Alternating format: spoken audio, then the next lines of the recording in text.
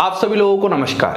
तो इस वीडियो में हम लोग डिस्कस करने जा रहे हैं कि आखिरकार ऑर्गेनिक केमिस्ट्री को हम लोग किस तरीके से अपने अंडर ग्रेजुएशन लेवल पे स्टार्ट करें। तो मैं आपको इस वीडियो में ऑर्गेनिक केमिस्ट्री के बारे में बताने जा रहा हूं। तो सबसे पहले एक बार हम अपनी जान लेते हैं बीएससी फर्स्ट ईयर वाले जो स्टूडेंट हैं, बीएससी सेकेंड ईयर वाले जो स्टूडेंट हैं और वो सभी स्टूडेंट जो बेसिक्स को बहुत अच्छे से क्लियर करना चाहते हैं और जो टीचिंग की फील्ड में जाना चाहते हैं, उनके लिए मैं एक ऐसा तरीका बताने जा रहा हूं कि ऑर्गेनिक केमिस्ट्री को किस तरीके से स्टार्ट करें, कौन से टॉपिक के बाद कौन सा टॉपिक उठाएं, और ये बहुत सारे सवाल ऐसे मैं इस पूरे वीडियो में कवर करने वाला हूं। तो सबसे पहली बात तो यही है कि सर हम ऑर्गेनिक केमिस्ट्री को स्टार्ट कहां से करें, और सर अगर करें तो आप फिर ये भी बता दो सर वो वीडियोस कहां मिलेंगे, वो सारी चीजें कहां होंगी, ये सब कुछ बताइए। तो देखो, अभी तक अगर मैं बात करता हूं तो अभी तक ऐसा कोई YouTube पे चैनल नहीं है जो कि एकदम मतलब जहां से आपकी ऑर्गेनिक केमिस्ट्री की स्टार्टिंग होती है वहां से स्टार्ट करके आपके बीएससी लेवल की चीजों को जोड़ते हुए हायर लेवल पर लेके जाए। लेकिन मैंने वो पूरा कोशिश स्टार्ट कर चुकी है, जहां पर मैंने स्टार्ट किया है बेसिक ऑर्गेनिक केमिस्ट्री। मतलब सबसे पहला टॉपिक यही है जहां पर आपको fundamental concepts of organic compound से रिलेटेड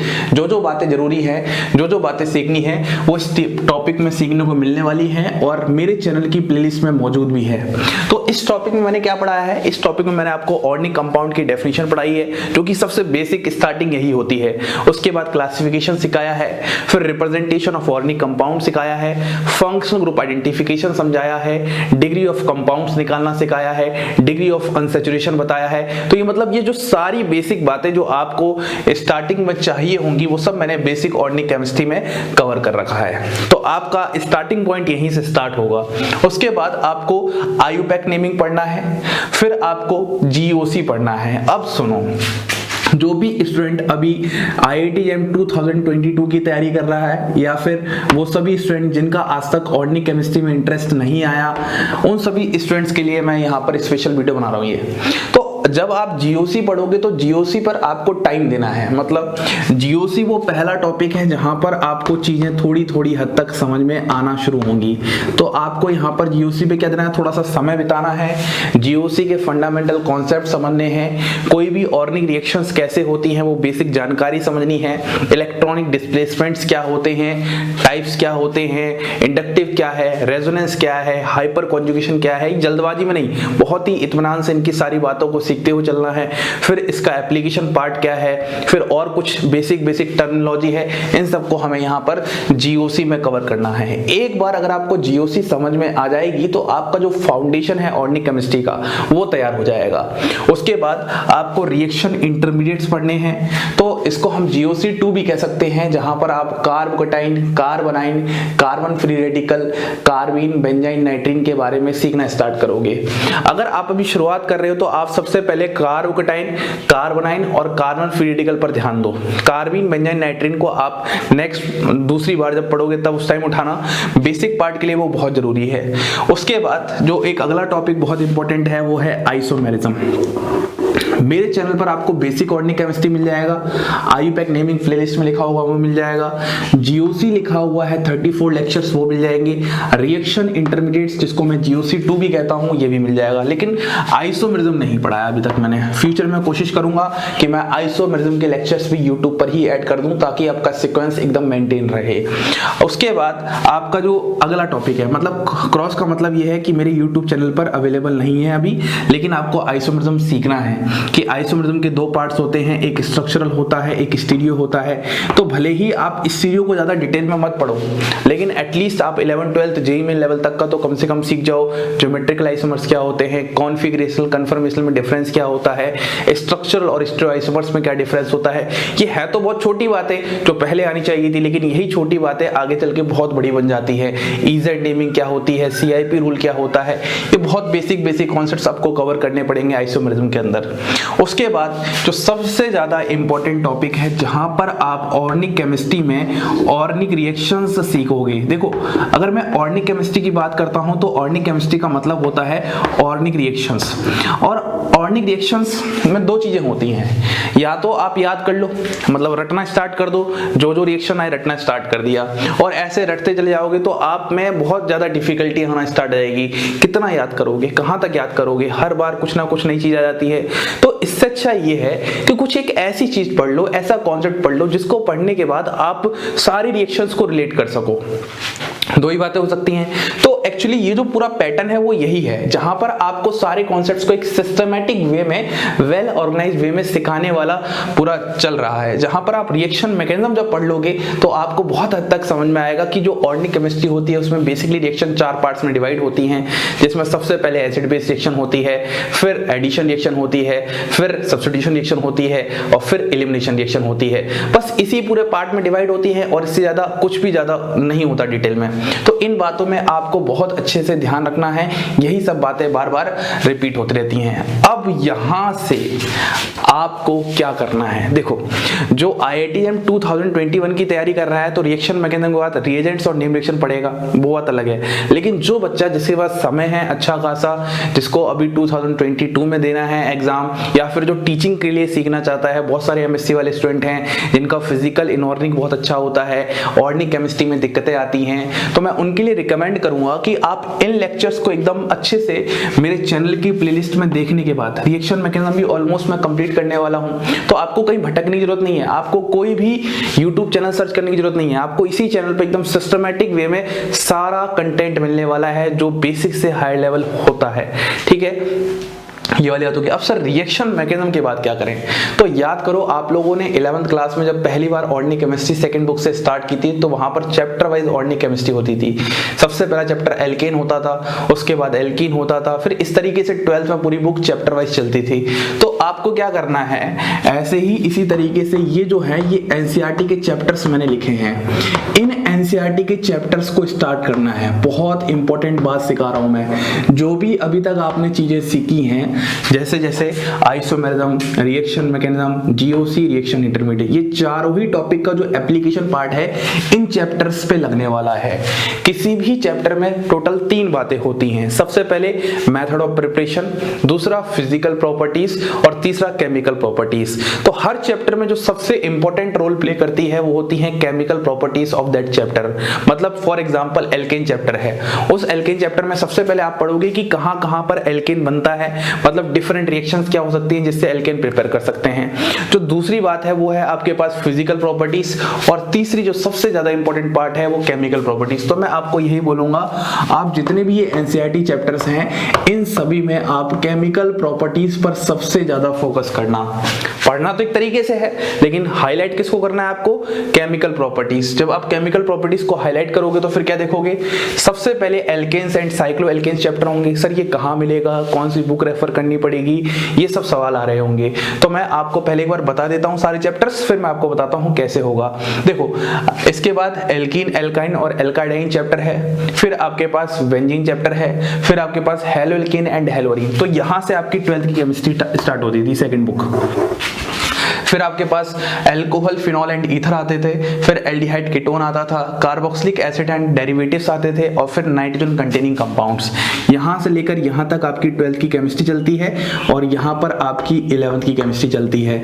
तो मैं आपको स्टार्टिंग में यही रिकमेंड करूंगा, यदि आप IITM 2022 एस्पिरेंट हो या फिर आप वो सभी स्टूडेंट हो आज तक जिसने ऑर्गेनिक केमिस्ट्री कभी पढ़ने की कोशिश नहीं की, बहुत डिफिकल्टीज आती हैं, जो पैटर्न ढूंढने की कोशिश कर रहे हैं कि आखिरकार पहला हमारा स्टेप क्या हो ऑर्गेनिक केमिस्ट्री में, तो मैं उन सभी को रिकमेंड करना चाहूंगा कि आप इस तरीके से पढ़ना स्टार्ट करो।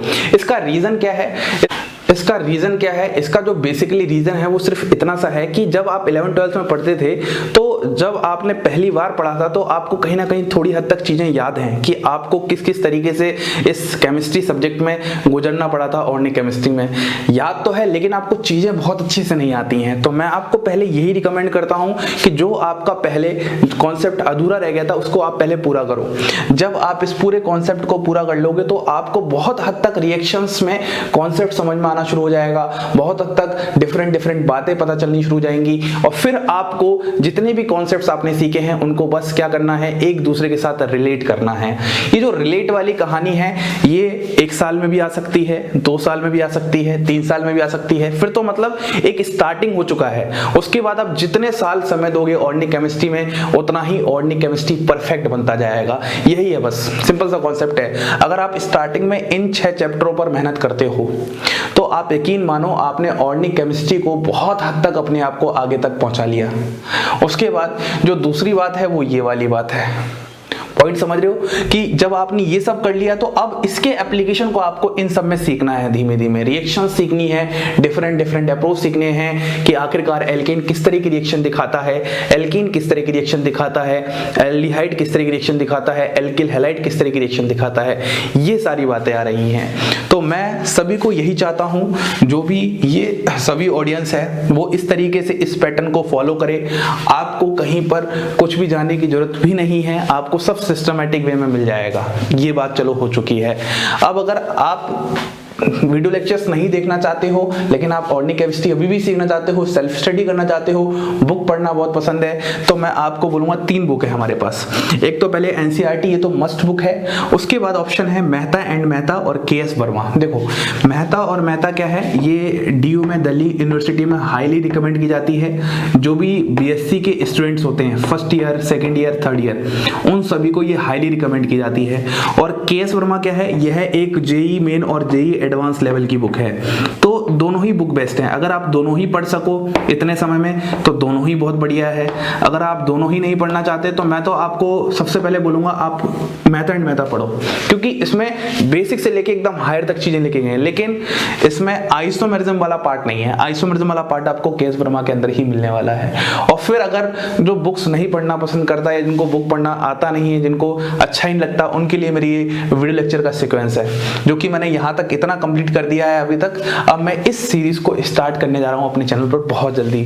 तो मैंने बोला था ना 11 से लेके बीएससी की सीरीज, उस सीरीज में रिएक्शन मैकेनिज्म के बाद अपना यही टॉपिक चलने वाला है। यही सारी चीजें मैं आपको एकदम आराम से इत्मीनान से जेईई एडवांस लेवल तक लेके जाने वाला हूँ।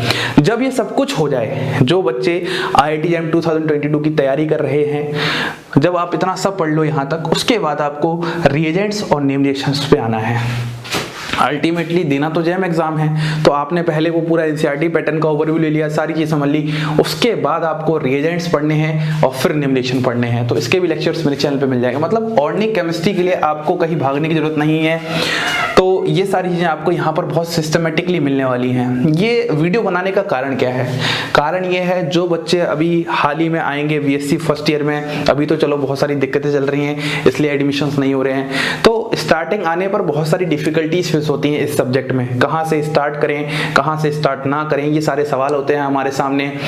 और फिर उसके बाद चलो ये पहला पॉइंट हो गया। दूसरा कि बीएससी जो सेकेंड ईयर वाले स्टूडेंट हैं वो यही परेशान हो जाते हैं कि हम कोई अच्छी बुक पढ़ें या हम पहले बेसिक कवर करें। तो मैं आपको ये कहूंगा आप पहले अपने बेसिक कवर करो।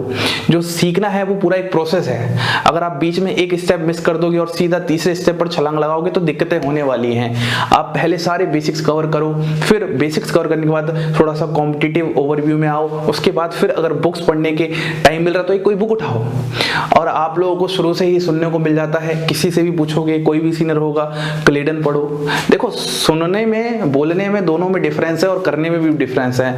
आपने सुना, उन्होंने बोला और क्या कर लिया आपने? नहीं। अरे जो बच्चा नेट गेट में होता है वो भी आज तक क्लेडन नहीं पढ़ पाया पूरा, बस सुनता ही है हाँ क्लेडन बहुत अच्छी बुक है ना, कानों में मतलब एकदम आरामदायक आवाज आती है कि क्लेडन सबसे बेस्ट बुक है ऑर्गेनिक की। एक मजे वाली बात बताता हूँ, जिसको ऑर्गेनिक नहीं भी आती ना, अगर उससे भी कभी कोई पूछे कि हाँ, तो उसको भी पता है कि उसके आसपास के फ्रेंड सर्कल ने बता रखा है क्लेडन अच्छी बुक है, तो वो भी बोल देता है क्लेडन पढ़ो। उसने भले ही नहीं पढ़ी हो क्लेडन, लेकिन आप लोग को जरूर रिकमेंड कर देगा क्लेडन पढ़ो। यार ये कोई मतलब मजाक थोड़ा चल रहा है जिंदगी में।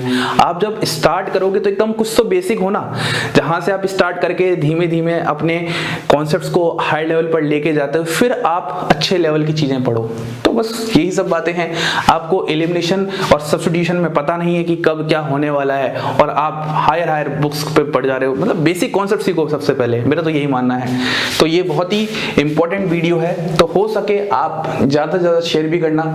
एक और बात बताता हूँ, ये जो मैंने पैटर्न बताया है, यही पैटर्न जो भी आपके जूनियर हों, 11th क्लास और 12th क्लास और ड्रॉपर, जो भी कोई IIT नीट इन सब की तैयारी करता है, तो मैं एक तो बात कहूंगा कि जो 11th क्लास का बच्चा है वो तो बहुत ही नादान होता है, उसको कुछ पता भी नहीं था जिंदगी में क्या चल रहा है क्या नहीं चल रहा।